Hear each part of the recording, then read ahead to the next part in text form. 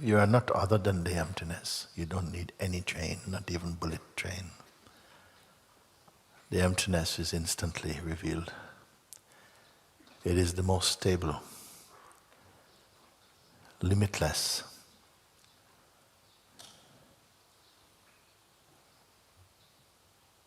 Simply don't combine your attention, your mind, yourself with any phenomenon.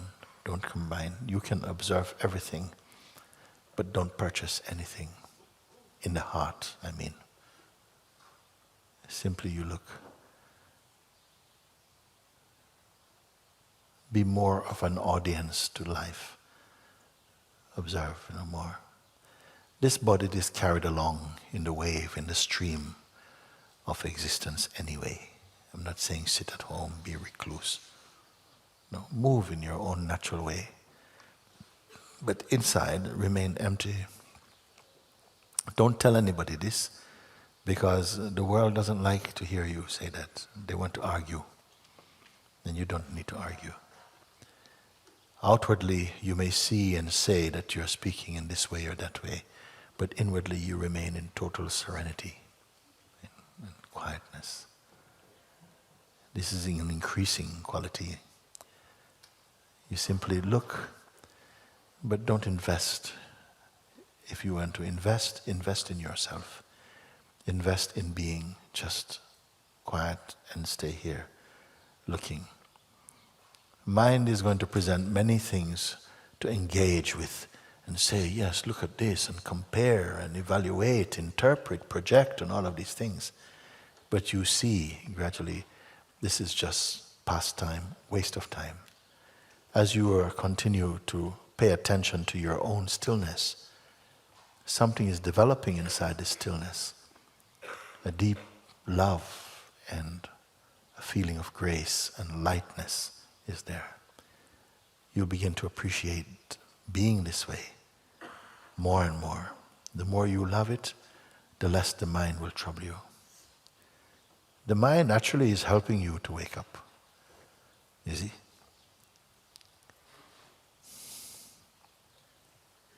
Since I have no other human contact or guidance but your videos, I sometimes feel disoriented and wondering where I am in this process. But even the feeling of disorientation is only a sensation. You must get this. Everything is only a sensation, you see. A thought comes, it's not going to happen, perhaps you're not going to wake up. Why you must believe these things so quickly? There are people who seem to have no resistance to any thought that comes. They believe all of them. Whatever thought comes, they act it out.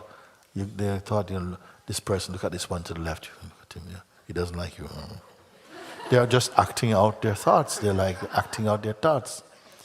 In another one, the thoughts come, but they're not given any endorsements. Then they completely reduce in power because they cannot live. You see, they don't have any power of their own. They can only appear. But they cannot live or thrive by themselves. They live on phantom power, meaning that they plug into your power. And when you believe in them, you energize them and give them life. This is how it works. You must come to see like that, you see. They seem to suggest something. The more you believe in them, they seem to have a kind of autonomy. But they don't have any autonomy. A thought cannot think itself. It cannot believe in itself. It is you who believe in it. And then it becomes alive, fluid. It becomes thinking. If a thought appears to you, that's not called thinking. It's only thinking when you connect with it, and then it's, and then this thinking begins. You see? And the very fact that many thoughts come, but they don't proliferate, they don't grow, because they didn't get any oxygen from you. You have no interest. So they could not live, they just subside in their power. Now just imagine if all thoughts were like that for you. It's not like you're hiding from thoughts. You cannot hide from thoughts. They come from inside anyhow. Can I hide from them? Let them come, but you stay as you are.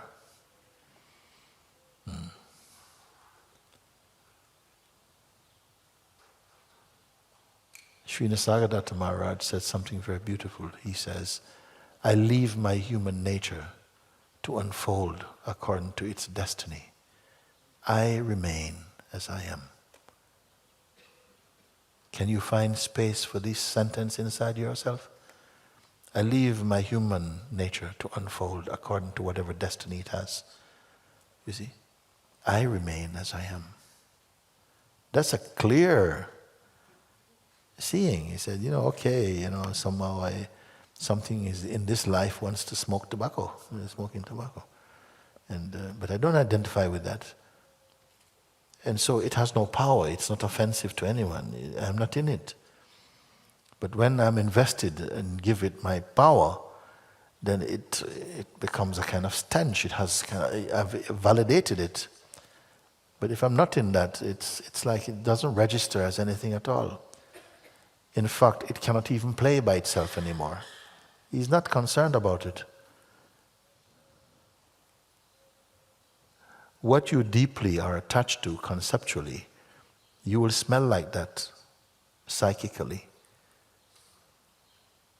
Suppose there's someone who is really, obsessed with looking young. They're 87 years old. Okay? And, they try every day to look young and open shirt and, always looking and 11 face lifts, whatever, try looking, And always they meet people, how old do you think I am? How old do you think I am? And they're hoping always you say, about maybe 39 or something. Then somebody come and say, 103? And that's finished. Everything is terrible. Because you smell, your presence is attracting this type of attention. Like people look and they always, because this is your fragrance. We say, what you eat, that you burp. You see? Whatever you have imbibed, that is what you will radiate. When you're someone who is pure in consciousness, the beings around you, they're attracted to, they're pulled, they don't know why they want to. This person is empty, they're so silent, I just want to be near them. They cannot even tell why they're attracted, because something in them is attracted to a pure form of consciousness or life. It is like that, you see. So since I have no other human contact or guidance but your videos, I sometimes feel disoriented. It is true that you're on your own. You don't have someone to test out your wisdom and so on. So sometimes these thoughts come, maybe I'm not sure if I've really got this, and maybe I just think I know. And you see. So this one, Sandra, I would love to invite you to come and spend a bit of time, in this environment with us in Sahaja, where you can be with beings in a Sangha and be in the energy field of Sangha more. And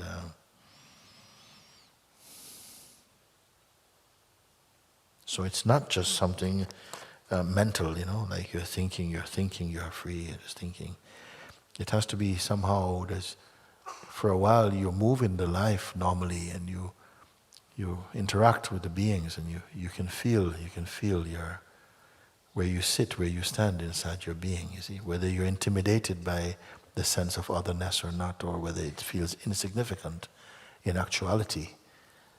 And how much when you are in the presence of others, you come with this psychological self-consciousness. You know what I mean by this? You're always watching how you come across, and this is not good because it takes a lot of energy from you, you see. Yeah? And it's the ego is doing it. So then these things you bring into the fire, into the light of self-inquiry, and they begin to burn there also.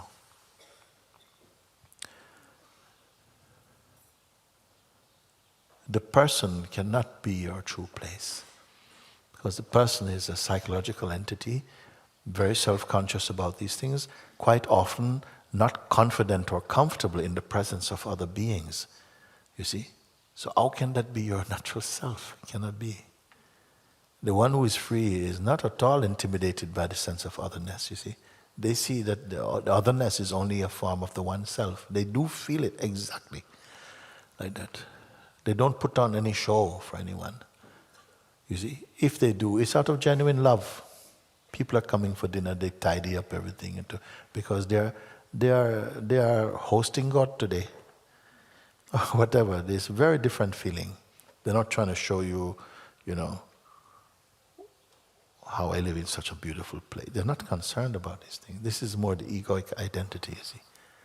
It's not such a great life like that. You're so much more beautiful than that. You're so much more complete, so much more grounded, so much more wise than that.